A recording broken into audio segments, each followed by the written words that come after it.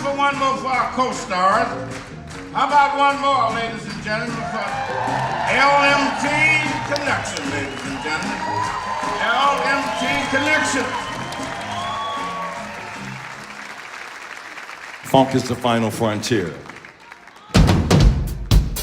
Today we have the pleasure of talking with Leroy Emmanuel, who has rubbed elbows with the likes of Marvin Gaye, Gladys Knight and the Pips, Stevie Wonder, Johnny Lee Hooker, and James Brown, just to mention a few. He's going to tell us about his lunch with Stevie Wonder, hanging out with George Benson, the LMT band tour of China, Australia, Japan, and more. So grab a quick snack, a drink, and settle in. Turn off the phone because you don't want to miss this video. And that's coming up next on Roy's Studio Adventures. Here we are once again. Welcome to Roy's Studio Adventures. Great to be back here again. We've got my good friend Leroy Emmanuel. Thank you for coming, man. It's really good to see you. I had a time trying to find my way down the street there. I got here though. LMT Connection. Right. And that you play around here a lot, but you also tour around a lot with that band as well. What's some of the other places you play? We just came back from California this week, and we did 2 shows out there in Fullerton, which is close to Newport Beach. Mm-hmm. And we stay at Newport Beach every time we go there. We got friends out there that own beach houses. And they're crazy about LMT Connection. So every time we come out there, they give us a beach house. LMT is like, we're a Niagara Falls, Ontario band, which started 35 years ago, going on 36 years now. We've been together, me, Mark, and John. Same guys, no change-ups and stuff like that. And we have a few album CDs that we did ourselves. And I write all the songs, of course, because I'm the singer, so I come up with I'm a songwriter. I've written songs for other bands and stuff like that, other names. Well, the Originals was one of them I did some stuff with. I wrote 2 songs for them. I've even helped Marvin Gaye with some things.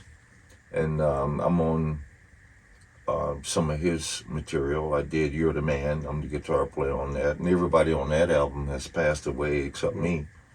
I'm the only guy that's running around with my cane telling the story, So in your bio there's Marvin Gaye and Stevie Wonder. Yeah. Gladys Knight, Dionne Warwick. Yeah. Are those people that you played in bands with, like actually on stage performing with them? I was on stage performing with Dionne Warwick. Mm-hmm. I was 17 at the time at the Apollo Theater. I left high school to go do that with her at the Apollo. In order to get a name, to really be successful, you had to go through the Apollo Theater. Mm. That's the way it was. And tons and tons. Everybody played the Apollo. Everybody. I mean, you're talking about Duke Ellington, Count Basie, to Ray Charles, Michael Jackson, Stevie Wonder, you name it. They all had to go through the Apollo. And it was like, boom, you go from there. Mm. And like, here I am at the Apollo, 17 years old in high school, left Detroit in a car, drove all the way to the Apollo. And that was an interesting time, 1964. And I was playing with Timmy Shaw, playing I'm Gonna Send You Back to Georgia. You can pull that up on YouTube and listen to it. It's a funny song.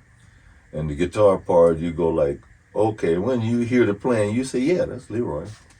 But Leroy was only like just going on 17. So like, I played the part, it made hit. And he asked me, man, would you be able to go to the Apollo? I said, yeah, I can go. Your mom won't mind? I said, my mom, if I tried to stay here, she'll throw me out the door. She said, get out of here. So were you personal friends with Marvin Gaye? Like, is he I knew Marvin from I would say 13, 14 years old. I kind of off and on grew up with him. Really? Okay. Yeah, me and Marvin we were good friends. He took my wife and my children out to dinner when I was in California about 7 years ago or so. And I had to leave to go to Italy because I had a tour with my Italian band. I told Stevie, I got to go, man. He said, where you going? I said, I got a tour. And we joked. He said, oh, man, I want you in my band. I said, you can play in mine. Yeah. That's wonderful. 17 shows in Italy I had to go do. Anyway, I left my family with Stevie Wonder. You trust him then, eh? Oh, yeah. So Stevie told my wife and told my daughters, your father, your husband, is my mentor. My daughters, they came home and my oldest daughter, she's a singer, Khea. Unbelievable voice. Not because she's my daughter. She just has an unbelievable voice. That girl can sing. I booked her with Natalie Cole. And I used to take my daughter when I did big shows in Toronto. Like I was the director for people like James Earl Jones, Peter Fonda, and Margaret. I've done all those shows while I was doing the LMT thing here. Oh, okay. Yeah. You know, I had days where I had to go and direct for their Lifetime Achievement Award. I put together a 5, 10, 15, 20-piece orchestra, whatever, and I directed. Well, anytime I watched you play, I can tell it's just coming from your soul. That's it, brother. It's just, yeah. Yeah, I play what I feel. That's who brought me here was Smokey Robinson. Really? Originally. Brought me to Niagara Falls. Oh. I came there opening up for him at some place, you know. And I said, wow, it's a nice place. I'll be back one day. Well, I'm back. Yeah. So when you opened up for him, was that with the band? Yeah, I was working with some guys, Tony Newton, Melvin Davis. Oh, can't remember all the guys, but and we only played together once as a band. Phenomenal musicians, no rehearsal, nothing. We opened up for, so we leveled the place.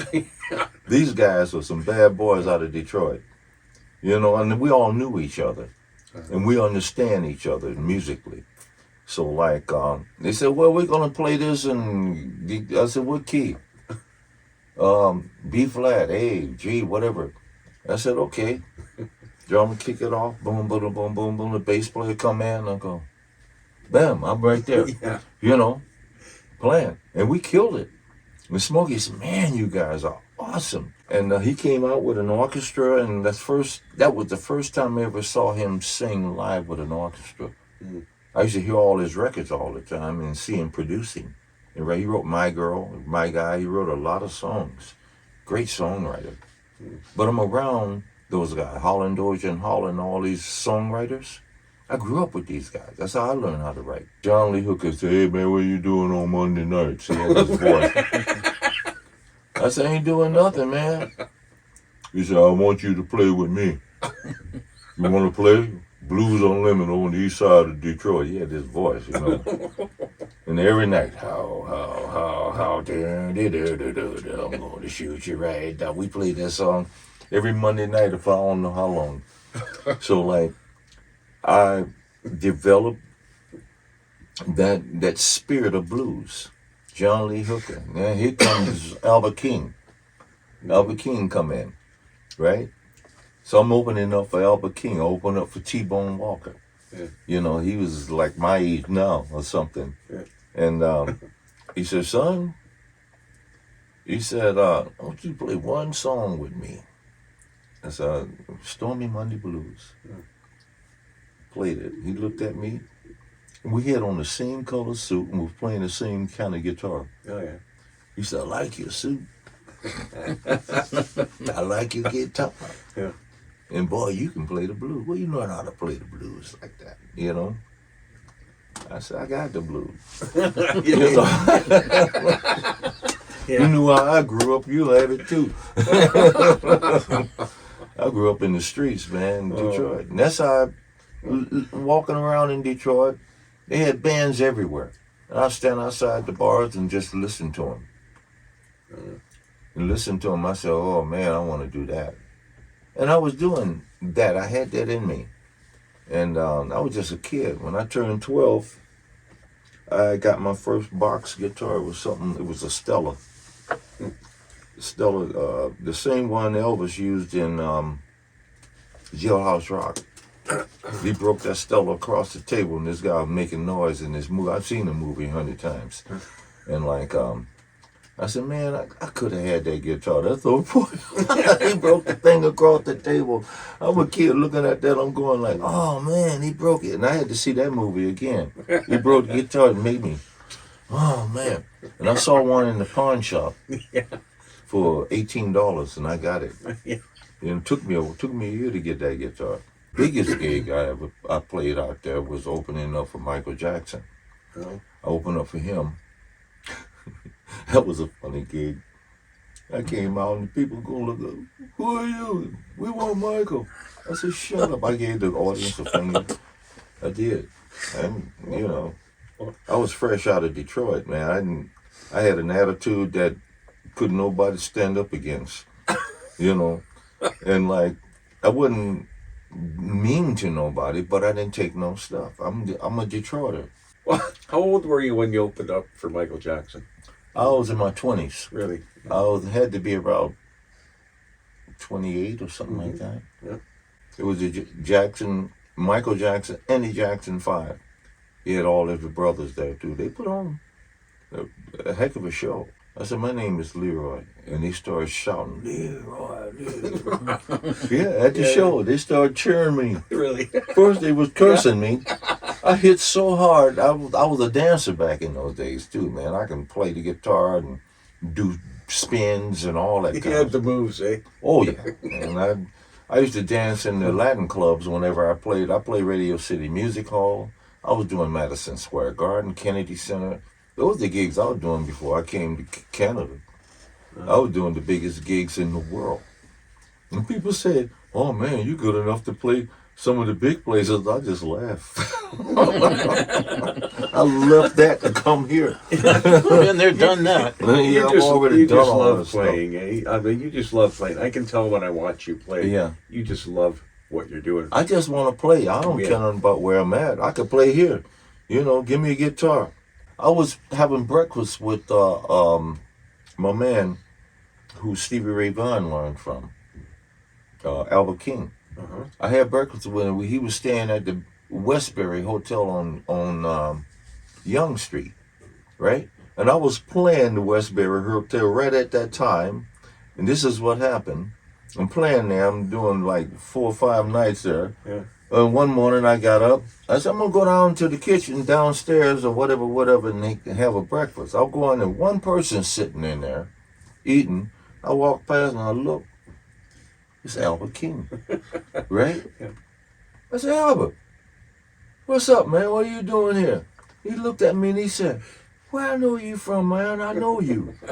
And I said, well, we did a show in Detroit. I opened up for you, man. We did a show together at a place called Local 876 in Detroit, Michigan, and blah, blah, blah.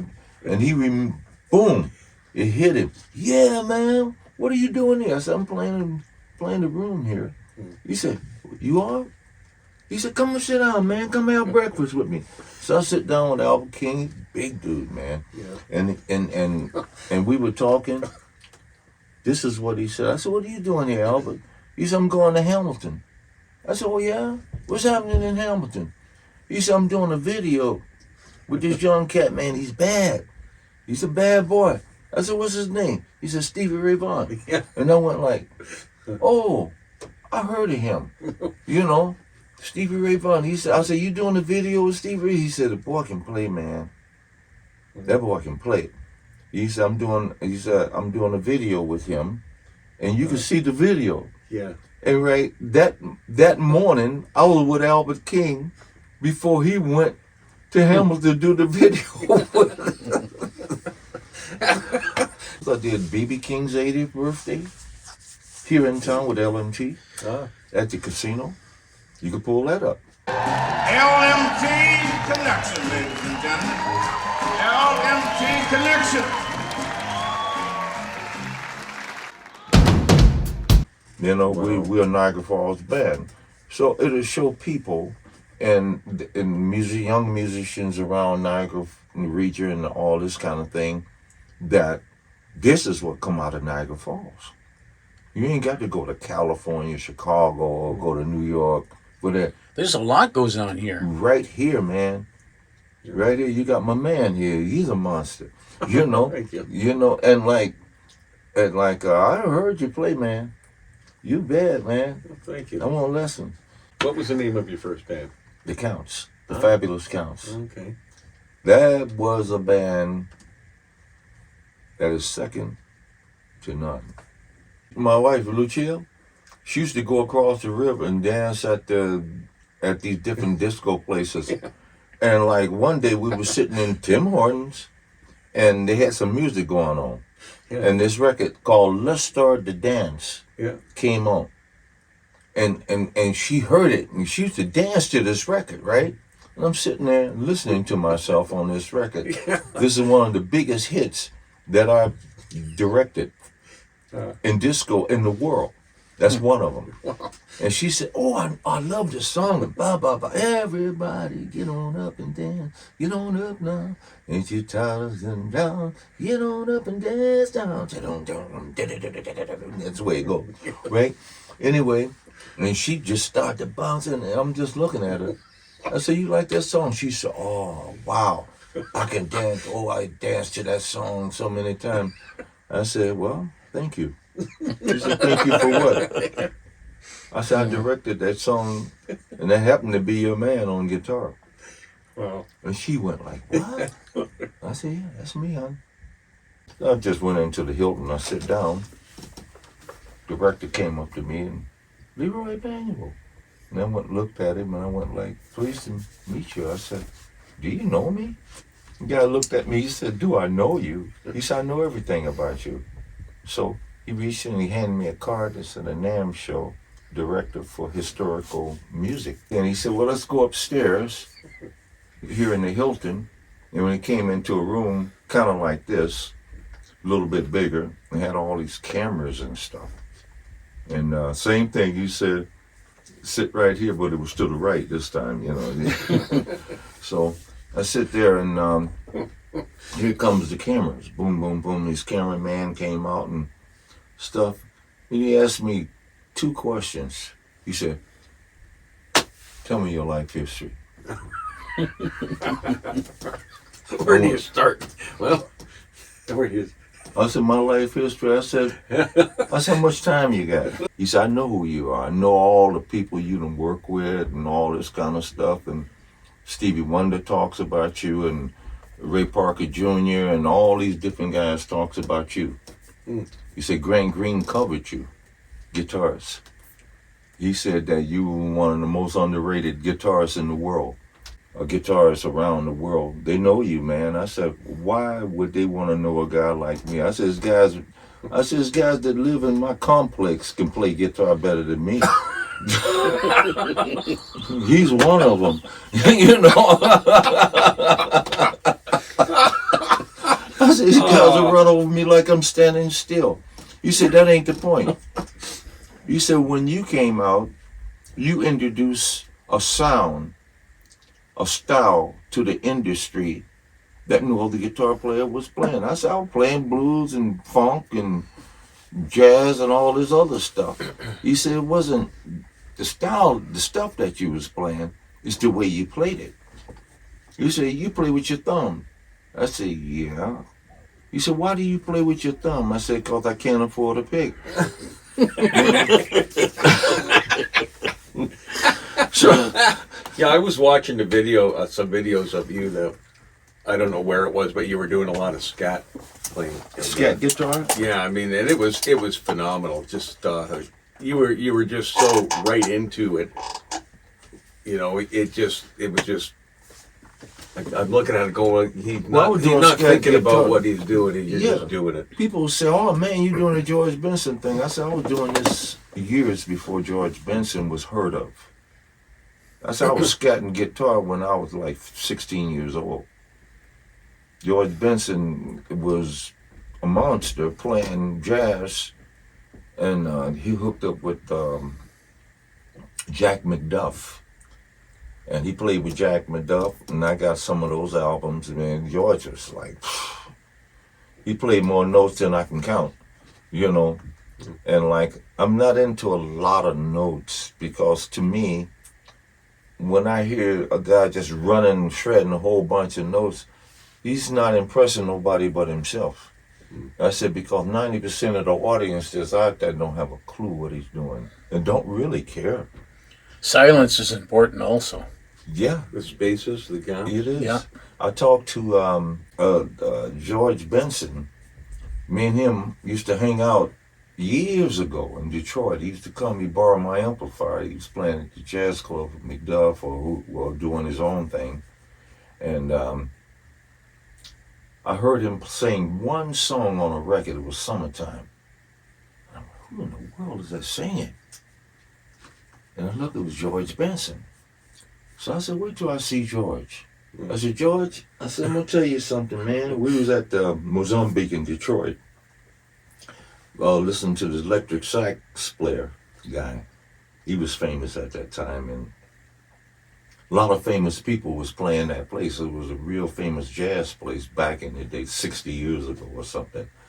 And I said, George, I said, if you looking to try to make it in this business, you got to sing, man. What you're currently doing, you're with LMT, and I don't know, that's one of your main things, right? LMT.